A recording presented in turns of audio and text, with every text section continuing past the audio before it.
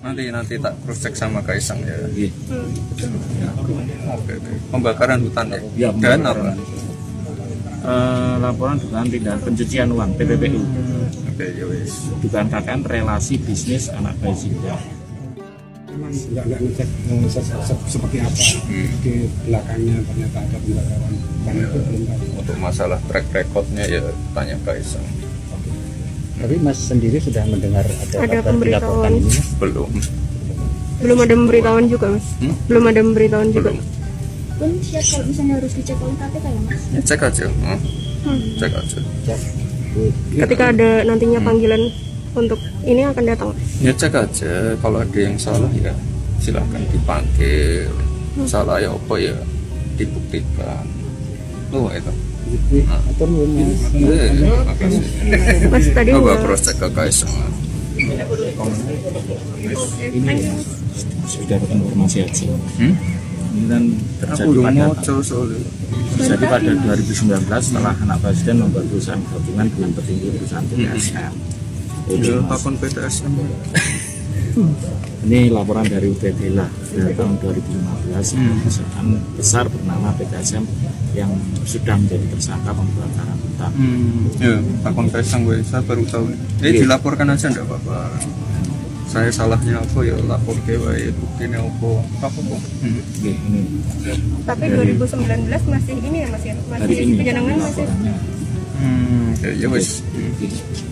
2019. Nanti tak cross check sama Kaisang ya.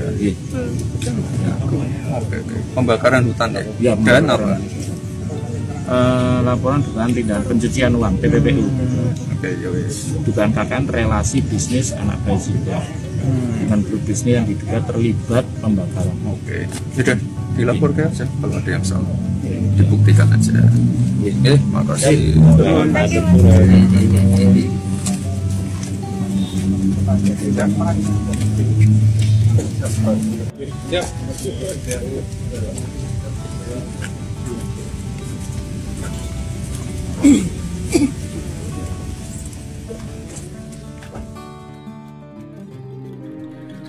Assalamualaikum warahmatullahi wabarakatuh. Jumpa kembali dengan OCM Channel.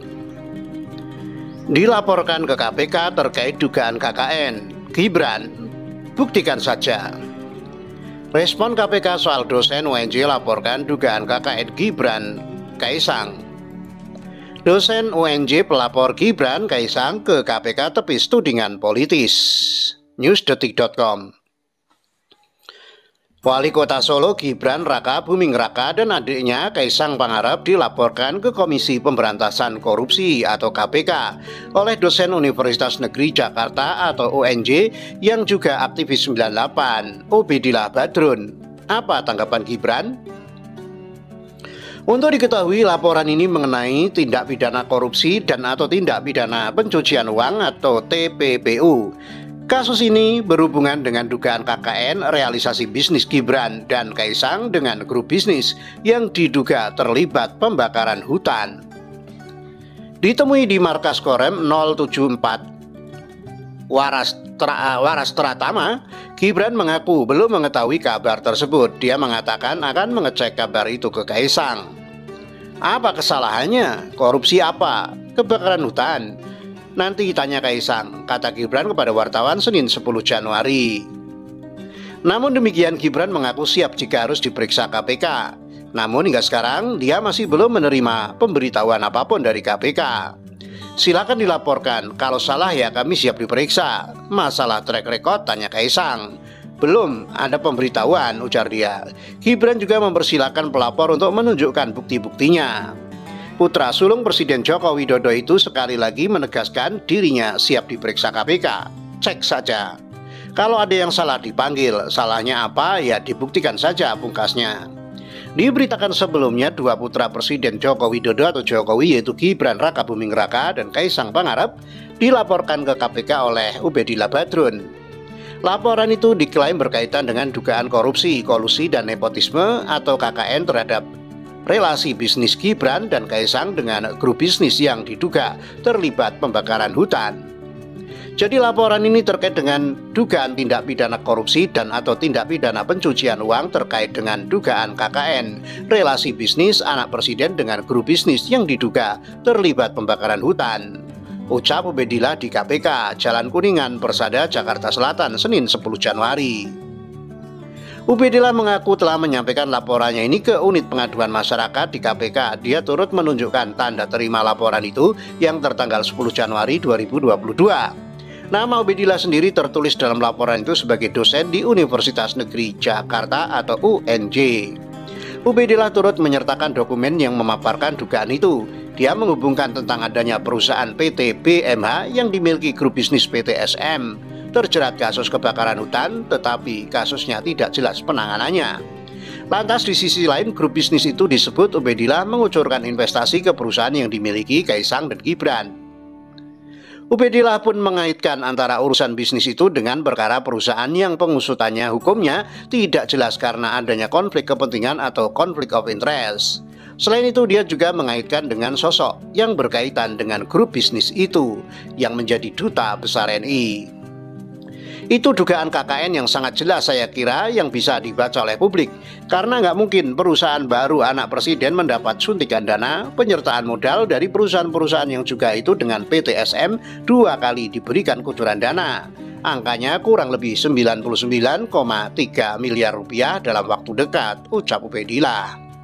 Jadi saya kira dan setelah itu kemudian anak presiden membeli saham perusahaan di sebuah perusahaan dengan angka yang juga cukup fantastis, 92 miliar rupiah. Dan itu bagi kami tanda tanya besar.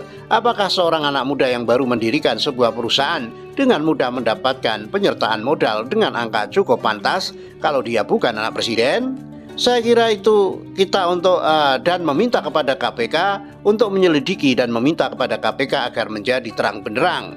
Dan bagaimana kemudian bila perlu presiden dipanggil untuk menjelaskan proses positif. Respon KPK soal dosen UNJ laporkan dugaan KKN Gibran Kaisang. KPK menerima laporan dugaan tindak pidana korupsi yang menyeret dua putra Presiden Joko Widodo, yaitu Gibran Rakabuming Raka dan Kaisang Pangarep. KPK berjanji menindaklanjuti laporan itu. Terkait laporan tersebut, informasi yang kami terima benar hari ini 10 Januari 2022 telah diterima. Bagian persuratan KPK akan menindaklanjuti setiap laporan masyarakat tersebut, tentu dengan lebih dahulu melakukan verifikasi dan telaah terhadap data laporan ini, kata PLT juru bicara KPK Ali Fikri kepada wartawan Senin 10 Januari. Ali mengatakan laporan tersebut nantinya akan dilakukan verifikasi dan ditelaah lebih lanjut. KPK tentunya akan memastikan dugaan korupsi tersebut.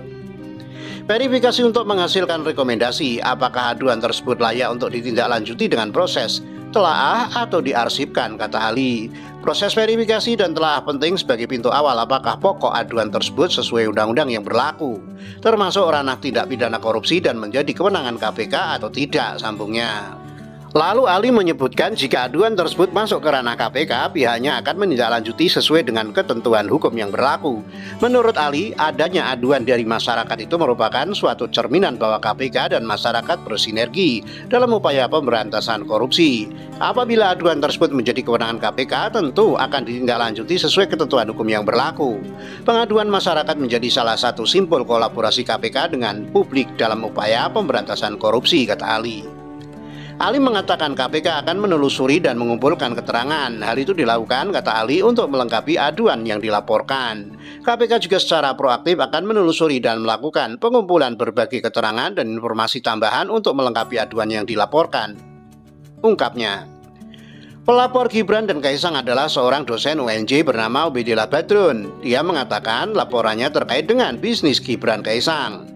Jadi laporan ini terkait dugaan tindak pidana korupsi dan atau tindak pidana pencucian uang berkaitan dengan dugaan KKN, relasi bisnis anak presiden dengan grup bisnis yang diduga terlibat pembakaran hutan, ucap Ubedillah di KPK, Jalan Kuningan, Persada, Jakarta Selatan, Senin 10 Januari. Ubedillah mengaku telah menyampaikan laporannya ini ke unit pengaduan masyarakat di KPK. Dia turut menunjukkan tanda terima laporan itu yang tertanggal 10 Januari 2022.